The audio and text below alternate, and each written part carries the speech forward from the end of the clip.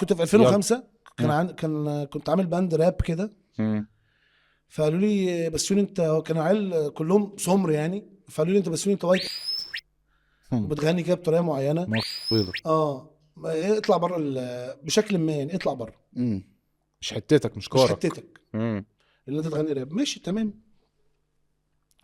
فقابلتهم بقى في 2000 بس ثانيه سؤال، بس 2024 انت وقتها معلش بس قبل ما تروح 24، انت وقتها دي حاجه بالنسبه لك حلو يعني؟ لا انت زعلت من اللي اتقال ولا خدته ان هو موتيفيشن ان انت زعلت وخدته هعند؟ موتيفيشن. في 2024 ايه اللي حصل؟ قال لي والله العظيم اغانيك قابلني كده بقى، ده جاري اصلا، كنا جيران كده مع بعض، اغانيك جميله جدا وبجد. قول له رايح حاله يا ابني. قلت له فاكر لما قلت لي انا وايت اديتني واحد كيك يا اوت من لهوي. الباند، بس قعدنا ثانيتين بص لبعض كده فيهم كل الشتايم بالابتسامه. بصيت له في عينه بقى، انا دي فرصه بقيت احمد بسيوني بقى خلاص. ومش قصدي ان انا خلي بالك برضو، انا فاهم هي حاجه من جوايا، هي انا مش بتعالى، انا لسه ولا وصلت اللي انا عايزه ولا عارف هوصل ولا لا، بس انا انفع فريح. بس انا وجهه نظرك غلط.